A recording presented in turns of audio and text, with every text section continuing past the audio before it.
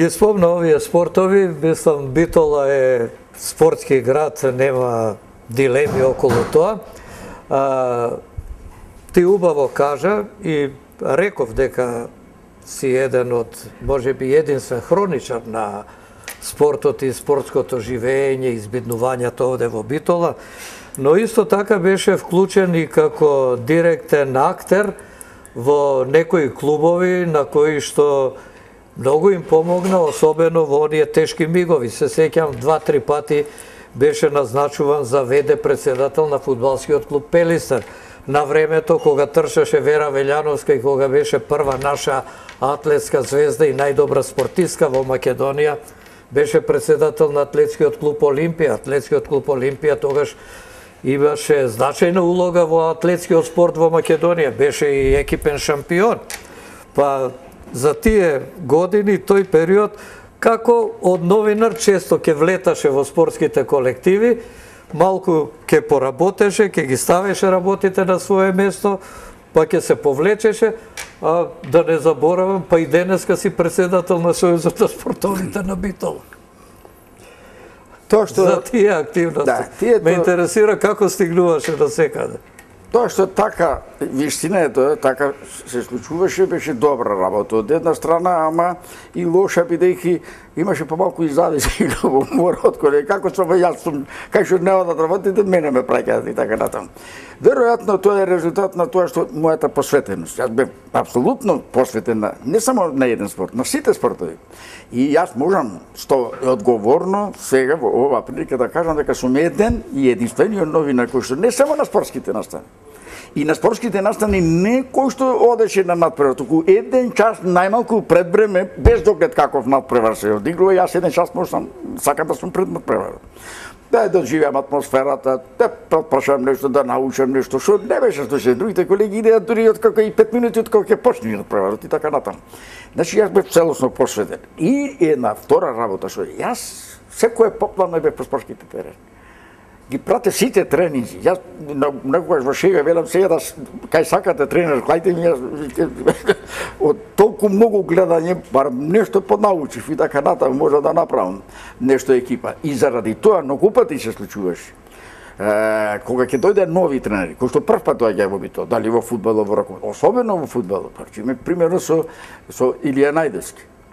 Кога дојде во Битола вечерта, уште ми се јави во Епинал, бидејќи многу малку знам за екипата, за Периште и за Битола, те молам да ми помогнеш.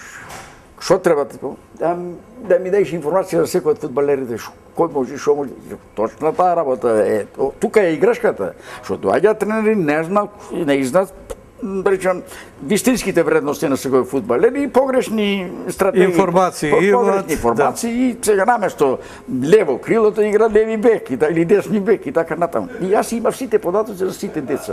И кога и пренесував и тие мои сознања и искуства, мои ќе ги пренесам, и се случуваше многу пати да дојде пред надпревар да го прашам, бидејќи тогаш објавувавме во сабота пред надпреварот кој со кој ќе игра и со кој состави ќе настапи, кога ќе го прашај Василија, а и уште многу други тренери, со кој состав игра Перистер утре против таа и таа екипа, напиши го составот како ќе го напишеш, така ќе играме. И така се случуваше. И овие колегите многу па се види како ќе напишат и така играт. Јас знам работата, ама ние прашаме други состави или не кажуваше, па не кажуваше, не можеше или така натаму. Не е важно сето тоа. Важно е дека влегува во тие настани прво заради тоа што постојано откако знам за себе 40 и кусур години сум во Сојузот на спортови. И како функционер во Сојузот на спортови, кога имаше проблеми и тогаш Сојузот на спортови, односно Совка, значеше нешто, беше асоцијација, ма беше и авторитет. Беше авторитет, бидејќи имаше пари, средствата и расподелуваше и даваше и насоки, совети и превземаше одредени санкции, мерки и така натаму и така натаму. И каде, бидејќи јас бев најнепосредно и најмногу, сите другите беа општественици, се занимаваа со други работи, само јас се занимавав со спортот. Димче. И кој ќе оди? Димче. во атлетиката, во Партизан, во фудбалот, како што рековте два пати, не веде туку принуден председател, принуден управник со колектив од 4-5 души и така натаму и на два пати го ваѓа. Потоа се случи женскиот ракомет пред Перистер, тад се случи Перистер, беше женската екипа Перистер, а не сум бил никогаш во машката екипа. Во машката екипа, така, сум помагал, не професионално како новинар, преносите. Во боксот и така натаму, скоро во сите клубови постојано. И ми прави задоволство сега кога, после толку времења, кога ќе кажам дека јас бев председател во времето кога Битола имаше Вера Велјановска или Стефче Стефановски, ми прави вистина задоволство. Така, во моје време се случија тие работи. И Стефче Георгиевски, атлетичар. Стефче Георгиевски, пардон. Ама и Стефче Стефановски. Да, и Стефче Стефановски во ракометот, така натаму и така натаму. Значи ми прави задоволство и не сум го потрошил бадијала времето. Тоа што сум можел, што сум знаел, сум го пренесувал секаде. И интересно е како ќе дојдев, така и така работи. Сега ме праша еден колега, ми вели кога пак се врати во Сојузот на спортови за председател. А таму бев на 2 мандати председател, на 1 мандат. Јас не се вратив, јас никогаш не си ујдев од Сојузот на спортот. Јас бев заштитен, како заштитен сведок.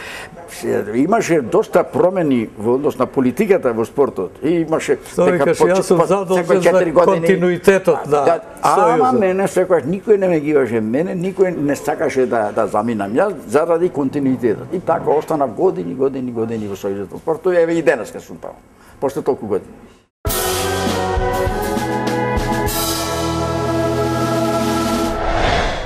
Ме интересира сега твое гледање за Пелистер, еве беше и принуден управник, така да кажам, на клубот и ова.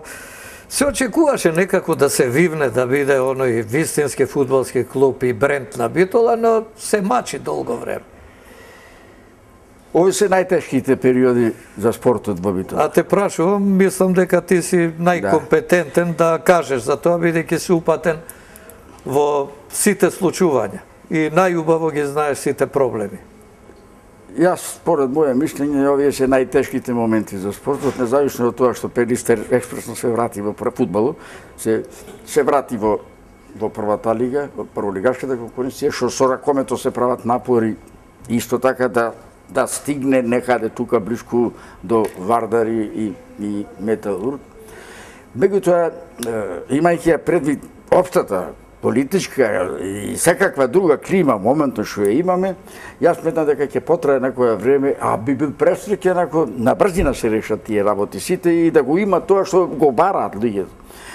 Пелистер да биде тоа што треба да биде, екипата ќе да се врати народот на трибините. Ама да има кај да се врати, да се направи стадион. Стадионот ќе се направи, се надевам и тоа се така треба, се прават некои напори, меѓутоа се сопирани тие работи со оглед на моменталните актуелни избеднувања и во општината и во републиката.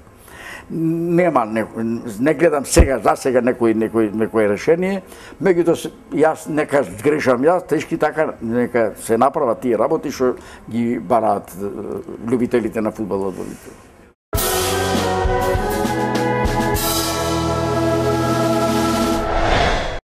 За фудбалот би сам доволно говорев, ајде сега за ракометот. 90-тите години беа многу успешни и претходно 80-тите за Пелистер, посебно 90-тите и ден денеска се говори за она полуфинале со Лемго во Европскиот куп. Ви се чини дека тогаш ти беше вака среќен што си ете новинар од Битола, а твојот Пелистер постигнува такви резултати? Благодарение на ракометот јас ја прошетав доста земји. Ако не беа тие успеси на Пелистер, никогаш не ќе излеземе од Битола. Имаше голема една разлика во однос на колегите, односно вие што бевте во телевизија, Македонска телевизија, Радио Скопје, како национални институции, имавте можности да прошетате по светот, да видите и така натаму. Овде се зависеше од успесите на нашите екипи, на локалните екипи, за да може да одиш негде. А јас секаде одев како репортер. Речеме, бев еден момент доживеа така, кога Пелистер со Атлетико Мадрид играше во Мадрид, во купот на ИХФ, јас добив пропусница таму како единствен репортер, новинар од Југославија. И ми беше голема чест, само јас бев таму, новинар од Југославија, преш како радио репортер од Југославија. Не пишеше Битола Македонија, туку од Југославија. Значи беше големо едно признание на една голема земја во тоа време да бидеш едини представник на таа земја. Но кога зборуваме за ракометот, добро е, еве Савајле прочитав на интернет дека Пелагонија е најстарата екипа ракометна во Македонија и дека 80-тите години влезе за прв пат во првата сојузна ракометна лига. Не се доволно упатени луѓето, за разлика од другите спортови, да речеме боксот, фудбалот, може и стрелашството, освен за жената која се јави и таа малце подосна, ракометот во Битола во споредба со сите други градови се јавува малку подосна.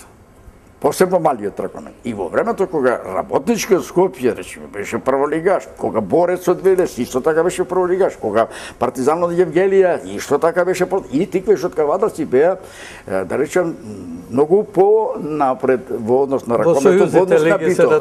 Кој е прва, кој е втора? Ама проблемот беше друг. Битола токму тогаш, кога овие екипи напредува, имаше 4 екипи. И беа раситнати, раздробени силите.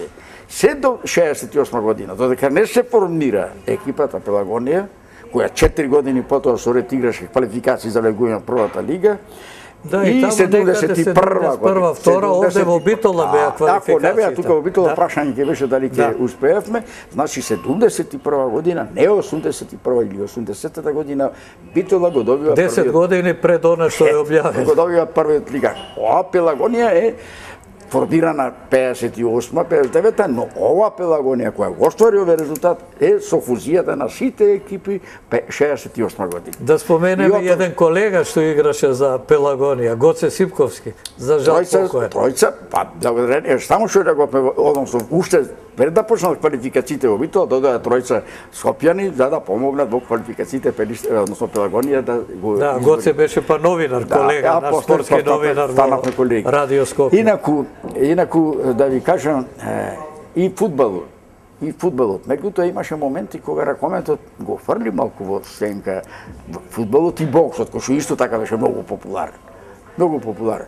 Меѓутоа, она што се случуваше, речиме, од 2000-та година наваму и од 91-та, од осамостојувањето на Македонија, со учеството на Пелистер во овие европски купови и така натаму, тоа беше празник на градот, празник за душата.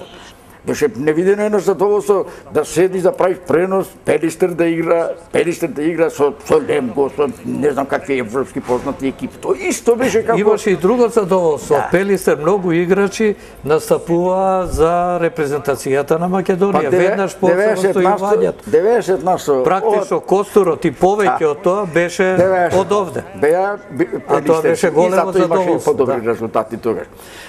Сакам да кажам дека тоа беше исто толку задоволство и празник во Битола на спортот, како што во времето, да речеме, пред распаѓањето на Југославија, Пелистер играше со Партизан Бјеловар, со Загреб, со Медвешак, со Црвена звезда, и така натаму. Металопластика, она позната средна. Не настани беше тоа, не заборав, не настани, само сега немаме многу време да се враќаме во детали за сите тие настани, сите тие големи значајни манифестации, јас ги пренесував, го имам тоа задоволство и така живеам со тоа и денеска, иако помина доста време. Јас се сеќавам на оној натпревар со металопластика, кој се разлути Зоран Вујовиќ, па тамо нешто.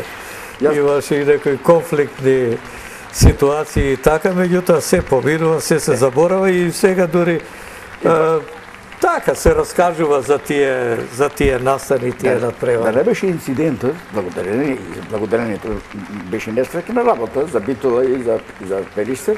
Благодарение на тој инцидент, јас почнав, ме бараја од телевизија Београд да праќам извештаи што се случува овде во Битола, што се случи и со повредените ракометари, се негуваат, се пушта, раниш беше во прашање и така натаму. Значи, квалитетот на спортските збиднувања во Битола нас не правија големи новинари. Да. И пишуваме за многу големи вестници, големи исписанија, те бараја и беа ценети, почитувани и така натаму. Покрај клубот ти стануваш популарен во јавноста, бидејќи ти го пренесуваш она што го презентираат тие играчите.